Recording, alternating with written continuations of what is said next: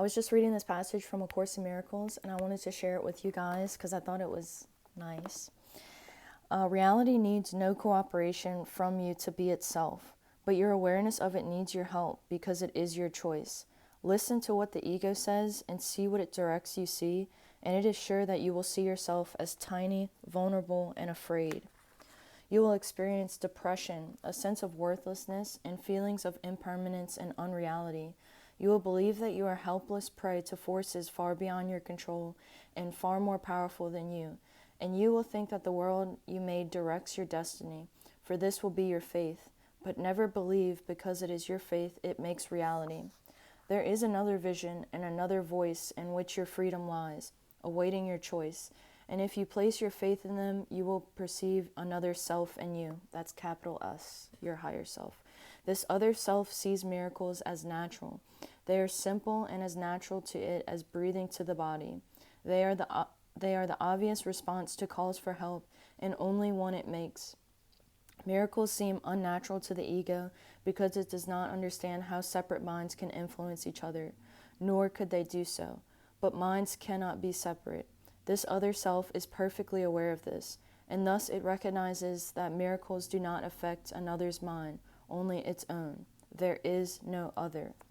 So I really like this book. I try to read just a little bit of it almost every day. I've read it. I'm in the process of reading it for the second time over the last 2 years, and it is just the battle between our fight or flight nervous system and our rest and digest side of the nervous system, aka our ego and our higher self. So that's why I really like this book. It uses the word God a lot, and I always say that I had a problem with the term God until I realized that in physics they have found that the quantum field is what they call God. And so when you feel relaxed and when you're in that rest and digest part of your nervous system, that confidence part of your nervous system, you feel at peace, you feel at home. And that is, in religion, they call being one with God. You're in cooperation and open to everything in the environment that's around you. And in this book, A Course in Miracles, when you are connected with this peace, this inner knowing, and with your respiration, with your breath, which they call the Holy Spirit, you are in perfect health, you're in perfect harmony, and you are waiting and attracting miracles that are coming from anywhere. And I just felt like this spur from my heart and felt a little bit emotional because this book has a lot of good things in it, and it has no author. My neighbor happened to give this book to me. 2 years ago, my friend had sent me this lady who was lecturing on this book, and I went to my neighbor. I said, "Have you ever heard of this book? It's kind of a little bit older." She said, "Rachel, I did this. I was reading this book 40 years ago." She said, "I have a copy of this book. Let me give it to you." And so I have almost every day, I'll carry this book with me and just open it. I love how it's sectioned off into little paragraphs, but oftentimes with our health, we defeat ourselves. And in this book, it was just talking about, the perception. Your perception is your choice. And I always talk about this, what you choose to focus on. If you're focusing on the darkness, depression loves darkness. Depression doesn't like sunlight. So when you are focusing on your biochemical cascade, you are more likely to be in the presence of peace and have energy to be calm out in the world and just to be sharper. And I've talked about diabetes and divorce. We divorce from ourselves, within ourselves, before we ever have this separation with other humans. So I just really like this book, and I want to go back within the same section. I want to just go back.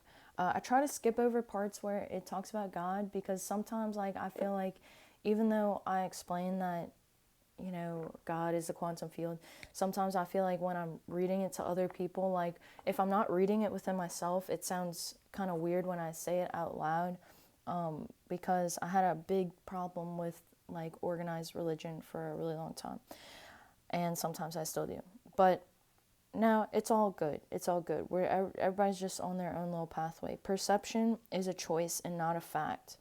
But on this choice depends far more than you may realize as yet. For on the voice you choose to hear and on the sights you choose to see depends entirely upon your whole belief in what you are. Perception is a witness to this and never to reality, yet it can show you the conditions of which awareness of reality is possible, or those where it can never be. That's why I like reading books about biology and biochemistry and science because, for instance, on the voice in which you choose to hear, we have gut bacteria in our body that's like trying to get you to go to the pantry at 10 p.m. These gut bacteria are like parasites. They're trying to feed themselves. They are the gut bacteria that are linked to insulin resistance. Dr. David Perlmutter with Brain Maker and Grain Brain, those are two great books that I highly recommend to you.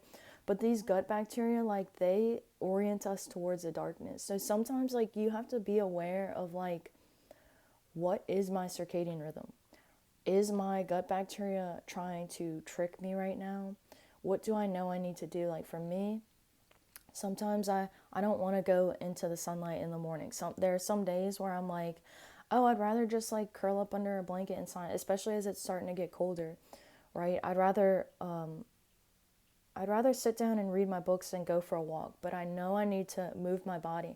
I know it's an important part of my circadian rhythm and my blood flow that I get out into the sunlight, that I create some vitamin D through a natural pathway. I know it's important for my body to get that signal from the sun to break down all of the food that I have been eating. I'll need to break down the tryptophan, create the serotonin, create the melatonin. I know in my mind that is important, so I'm not going to be ruled by my gut bacteria down there. And so I think too, when you get in line with your circadian rhythm, when you're starting to feel better, and I think the best indication, this Oura ring is dead. I still wear it just because I like the ring. The biggest indication that you are with and in line with your circadian rhythm is that you're waking up remotely around the same time every day with energy. If you are waking up, you're having to use an alarm clock, you wake up and you feel like you got hit by a bus or that you're hungover, that could be a sign that your natural cortisol is not raising in the morning. And the circadian rhythm is the natural cortisol spike in the morning, and then as we go through the day, the cortisol goes down, and then we have an increase in melatonin in that restorative state. So wake up and go to sleep. That is the natural circadian rhythm. It's very simple if you think about things, but if you're working towards being in a more peaceful state and being in that natural rhythm, it's so important to eat your amino and fatty acids. These are code for light. And when the body gets a full profile of these, which through my favorite way is animal-based proteins, it can take a sigh, a deep breath, because it's getting plenty of micronutrients, selenium, zinc, taurine, creatine, carnitine. These are all important elements for the cell, for the mitochondria, to produce energy, to produce light. And then, of course, don't be your own worst enemy. Like, everything that I eat, everything that I do is for my highest health.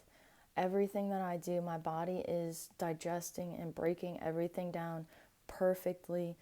My immune system is cleaning up anything that is not serving my highest purpose. My immune system is going in and it's cleansing everything out right now.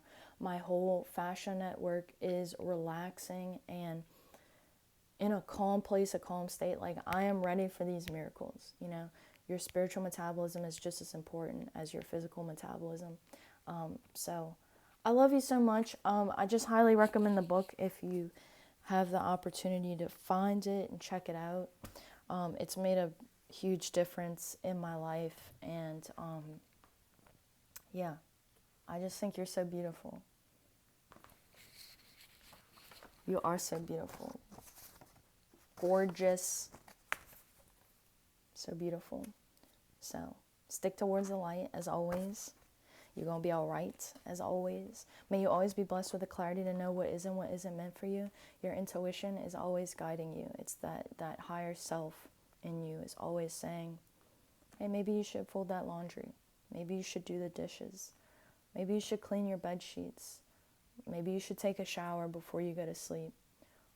Hygiene is an important part of spiritual protection, spiritual health. I'll always feel better when I take a shower, when I brush my teeth, you know. So anyway, I'm going to leave this here. I wish you the best of luck as always. You can like, share, and subscribe if this was helpful for you, but I love you. I will catch you later.